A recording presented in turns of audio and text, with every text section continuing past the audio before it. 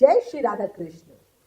आज की ये वीडियो बहुत ही खास होने वाली है क्योंकि आज हम बात करने वाले हैं माघ पूर्णिमा के उस पावन दिन की जिसे हम माघी पूर्णिमा भी कहते हैं।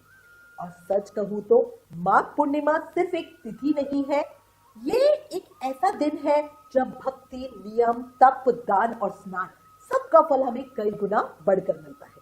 तो आप इस वीडियो को अंत तक जरूर देखिएगा क्योंकि आज हम आपको बताने वाले हैं माघ मास स्नान, माघ व्रत और नियमों का उद्यापन कैसे करना है, किसका उद्यापन कब होगा, क्या क्या दान करना चाहिए, उद्यापन कैसे करें। बहुत सारी जानकारी एक ही वीडियो में मिलेगी, इसलिए प्लीज वीडियो लास्ट तक जरूर देखना।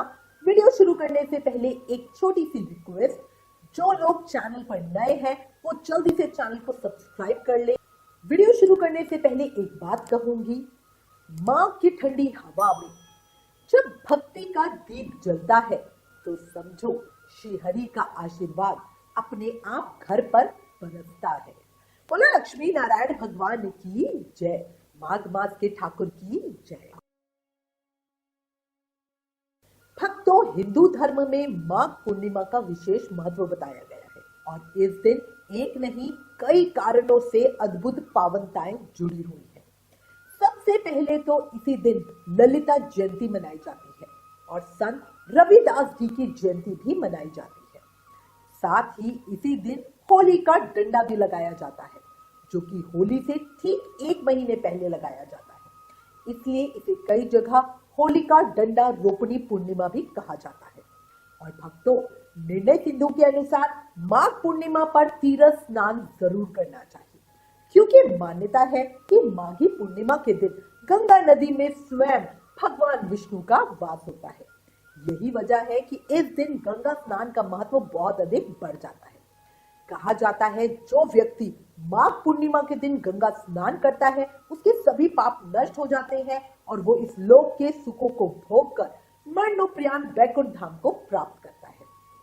और अगर गंगा स्नान संभव नहीं तो भी चिंता मत करना, अन्य पवित्र नदियों में स्नान करना भी उतना ही शुभ माना गया है, जैसे यमुना जी, नर्मदा, गोदावरी, सरस्वती तीर्थ या किसी भी पवित्र सरोवर में। और भक्तों, जो लोग पूरे माघ महीने व्रत नहीं कर पाए या स्नान नियम नहीं निभा पाए वो भी बड़ी पूर्णिमा का व्रत और पूजा जरूर करें क्योंकि माघी पूर्णिमा का व्रत करने से घर में सुख समृद्धि आती है और दरिद्रता का नाश होता है। माघी पूर्णिमा से ही हम 32 पूर्णिमा व्रत भी शुरू करते हैं, जिसकी पूरी जानकारी मैंने एक अलग वीडियो में ऑलरेडी चैनल पर डाल दी है। अगर आपने वो वीडियो नहीं देखा तो जल्दी से देख लेना, उस वीडियो का लिंक आपको नीचे डिस्क्रिप्शन में मिल जाएगा। अब चलिए असली विषय पे आते हैं, माघ स्नान, व्रत और नियम की उद्यापन विधि पे। और सबसे पहले मैं आपको एक बहुत जरूरी बात समझाती हूँ, ध्यान से सुनिएगा।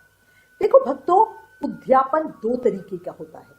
पहला होता है पूरी तरह व्रत समाप्त करना, यानी आपने जो 12 वर्षों का संकल्प लिया है वो पूरा हो गया है ना, इसे सही मायनों में उद्यापन कहा जाता है। और दूसरा होता है आज किए हुए व्रत का समापन, जो हमने इस साल 2026 में व्रत किया उसका समापन, जिसे हम व्रत का पारण या व्रत का विराम भी कहते हैं। अब समझिए ये बात इतनी जरूरी क्यों है। जैसे माघ मास में बहुत लोग पूरे महीने स्नान व्रत करते हैं। शास्त्रों में माघ को स्नान, व्रत और तप के लिए सर्वोत्तम बताया गया है और कुछ महिलाएं तो 12 वर्षों तक माघ में नियम निभाती हैं और फिर 13वें साल में विधि विधान से उद्यापन करती हैं। ये होता है पूरी तरह से व्रत का समापन और या व्रत का उद्यापन।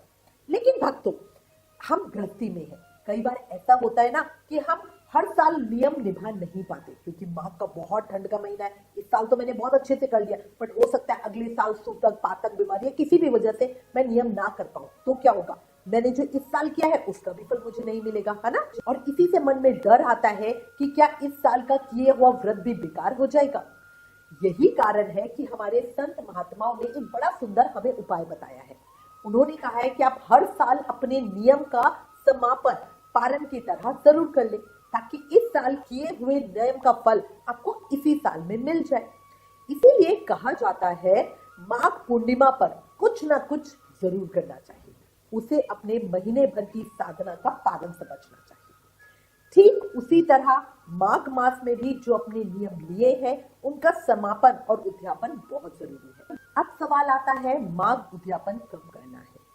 तो देखो, जिन लोगों ने माघ स्नान और नियम पौष एकादशी से शुरू किए हैं वो अपना उद्यापन एकादशी पर करेंगे, लेकिन जिन लोगों ने नियम पौष पूर्णिमा से लिए हैं वो अपना उद्यापन माघ पूर्णिमा पर ही करेंगे। और कुछ लोग सिर्फ अंतिम 5 दिन का स्नान नियम लेते हैं, जैसे माघ की जया एकादशी से माघ पूर्णिमा तक, वो भी उद्यापन माघ पूर्णिमा पर ही करेंगे। अब देखो भक्तों, हर व्यक्ति की साधना अलग होती है। किसी ने पूरे महीने माघ स्नान किया है, किसी ने स्नान तो किया पर व्रत नहीं किया, किसी ने स्नान भी किया और व्रत भी किया, किसी ने सिर्फ अंतिम 5 दिनों का स्नान किया, किसी ने सिर्फ 3 ही दिन का स्नान किया, किसी ने रोज दान का नियम निभाया, तो किसी ने सिर्फ माघ महत्तम सुनने का नियम लिया था, है ना। किसी ने दीपदान किया तो किसी ने नमक का त्याग किया, किसी ने नंगे पांव रहने का नियम लिया। तो इसी तरह भक्तों, हर किसी ने कम या ज्यादा जिस भी हिसाब से नियम लिए हैं, लेकिन जो भी किया है उसकी पूर्ति के लिए उद्यापन जरूर करें, क्योंकि उद्यापन का मतलब है कार्य की पूर्ति, और पूर्ति होती है भगवान को धन्यवाद कहकर और नियम का विधिवत समापन करके। अब शास्त्रीय विधि क्या कहती है? शास्त्रों के अनुसार उद्यापन में हवन, दान, ब्राह्मण भोजन, दक्षिणा आदि करनी चाहिए। विधान है कि त्रिवेणी में स्नान करके भगवान विष्णु की पूजा करो, साथ में सत्यनारायण भगवान की पूजा करके हवन किया जाए। अब देखो, हवन किसी ब्राह्मण से करवाओ तो बहुत ही उत्तम, लेकिन अगर आप खुद करना चाहते हैं तो वो भी कर सकते हैं। आप ओम नमो भगवते वासुदेवाय नमः इस मंत्र से 108 आहुति देकर तिल से स्वयं घर पे हवन कर सकते हैं। और दान में विशेष रूप से बताया गया है कि हमें गौदान, स्वर्ण दान, तिल का दान, अन्न का दान, वस्त्र का दान करना चाहिए। लेकिन भक्तों, ये सब कर पाना हर किसी के लिए संभव नहीं होता। बजट की भी प्रॉब्लम होती है और समय की भी। तो भगवान कभी आपकी जेब नहीं देखते, भगवान आपका भाव, आपका प्रेम देखते हैं। इसीलिए साधक जो भी कर पाए अपनी सामर्थ्य के अनुसार पूरे प्रेम से करे, वही श्रेष्ठ है। अब मैं आपको अलग अलग श्रेणी में समझा देती हूँ कि किसने क्या किया है और उसे क्या करना चाहिए उद्यापन के रूप में। देखो, जिसने माघ स्नान भी किया है और पूरे महीने का व्रत भी किया है, उनको कोशिश करनी चाहिए कि घर में बढ़िया हवन जरूर कराएं। चाहे घर में करवाएं या मंदिर में जाकर, वहां की हवन में आप आहुति दे सकते हैं।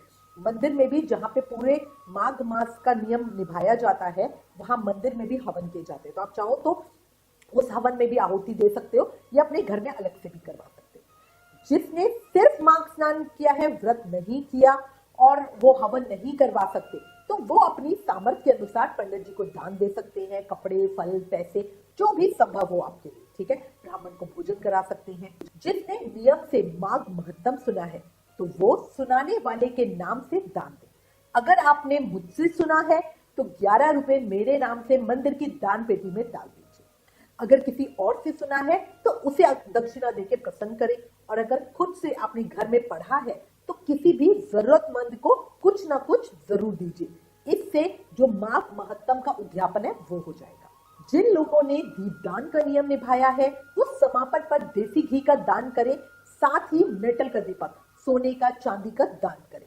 नहीं हो तो पीतल का भी कर सकते हैं। अगर आप कहते हो कि नहीं, मेरे लिए तो देसी घी का दान करना, ये देना तो संभव नहीं है, तो आप दीप शिखा का दान भी कर सकते हो। मतलब 11, 21, 51 या 108 दिए प्रज्वलित करके उसका दीप दान कर सकते हो। अच्छा, इसके अलावा जिन लोगों ने अंतिम 5 दिन अखंड दीप का नियम लिया है वो भी घी, रुई और दीपक का दान दक्षिणा के साथ जरूर करें। जो लोग पूरे माघ महीने चप्पल जूते नहीं पहनते, वो माघ पूर्णिमा को खड़ाऊ या चप्पल का दान करके नियम को छोड़े।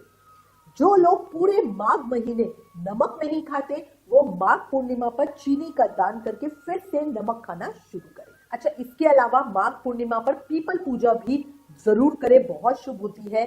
जल में शक्कर या गुड़ मिलाकर पीपल की जड़ में अर्पित करें, दीप प्रज्वलित करें। लेकिन ध्यान रखना, कई लोग मानते हैं कि अगर माघ पूर्णिमा रविवार को पड़े तो पीपल पूजा नहीं करें। इस नियम का समापन एक दिन पहले 14 पर कर लें। इसके अलावा अगर आप चाहो तो घर में बढ़िया कीर्तन करवा सकते हो। भजन मंडली बुलाकर या परिवार के साथ बैठकर बस हरि नाम का संकीर्तन करना है, हरि नाम का जाप करना है। क्योंकि कहते हैं ना, भजन से घर नहीं गूंजता, भजन से भाग्य जाग उठता है। इसके अलावा किसी एक ब्राह्मण दंपत्ति को भोजन कराकर यथाशक्ति वस्त्र दक्षिणा देकर आशीर्वाद ले। कहा जाता है इससे सुख सौभाग्य में वृद्धि होती है। अब देखो, आप जो भी करना चाहते हो उसकी तैयारी पहले ही कर लो। फिर माघ पूर्णिमा के दिन दान करना, ब्राह्मण भोजन कराना या हवन कराना, जो भी संभव हो। फिर भगवान से मन ही मन प्रार्थना करते हुए बोलना, हे प्रभु, हे महादेव, हे श्रीहरि, आपकी कृपा और आशीर्वाद से मैंने अपना माघ स्नान और माघ व्रत पूरा किया है। मैं पापी अज्ञानी कुछ नहीं जानती, आपकी प्रेरणा से ही ये संभव हो पाया। कृपया मुझ पर और मेरे परिवार पर अपनी कृपा दृष्टि बनाए रखना। अज्ञान के कारण स्नान व्रत में जो भी भूल चूक हुई हो उसे क्षमा करना और इन नियमों का मुझे यथोक्त फल देना। इसके बाद मौन होकर ओम नमो भगवते वासुदेवाय इस मंत्र की कम से कम 3 माला जरूर करना। अब यहाँ पे मौन का क्या मतलब है? मतलब माला करते हुए किसी से बात नहीं, किसी सवाल का जवाब नहीं, बस मन में भगवान का ध्यान। क्या होता है ना, कई लोग मैंने देखे हैं, भक्त माला करने बैठते हैं और समझो पीछे से कोई बुला रहा है, आवाज दे रहा है, कुछ पूछ रहा है, तो माला के बीच में ही वो जवाब दे देते हैं। ठीक है, तो बट ये ठीक नहीं होता। माला का पूर्ण फल पाने के लिए हमें मौन रह के माला करनी चाहिए।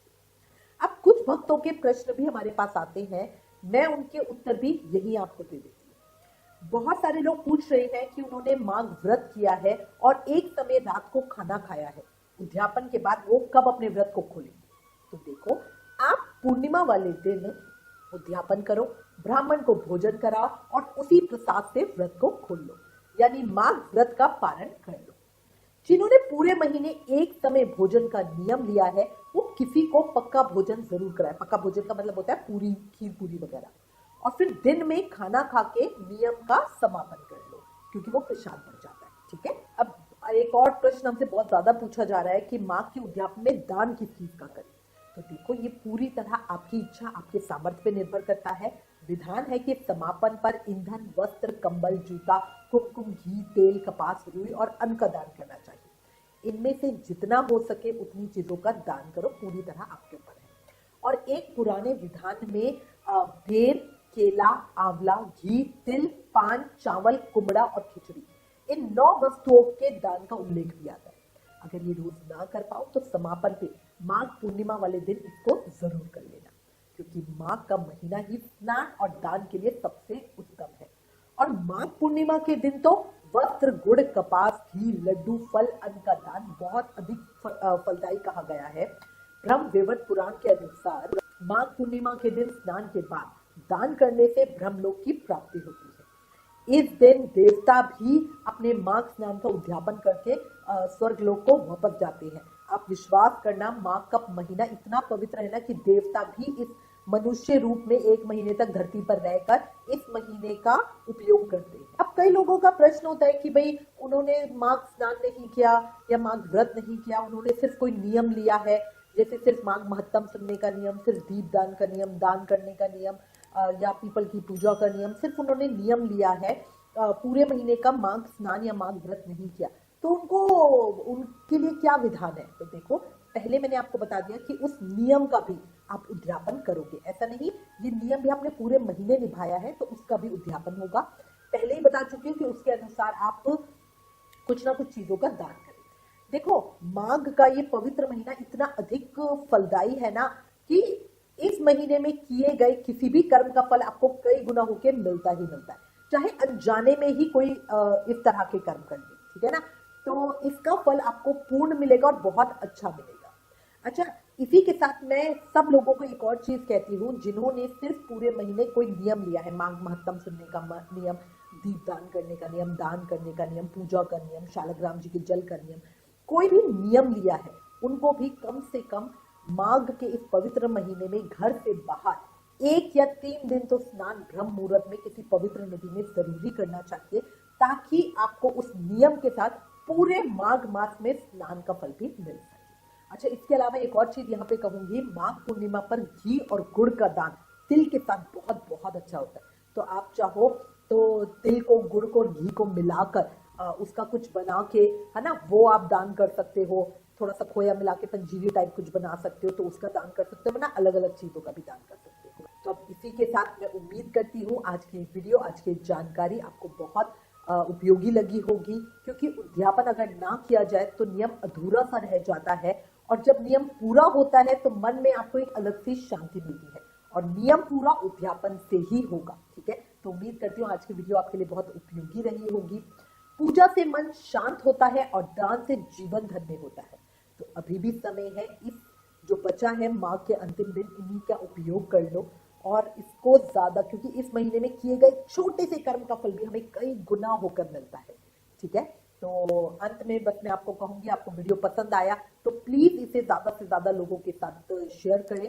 अगर अभी भी आपके मन में कोई प्रश्न है या कोई सुझाव है तो कमेंट में जरूर लिखिए। ज्ञान बांटने से पड़ता है, इसे वीडियो को ज्यादा से ज्यादा शेयर करें, और हमें फेसबुक और इंस्टाग्राम पे भी जरूर फॉलो करें। Please like, share and subscribe. Thank you. जय श्री राधा कृष्ण।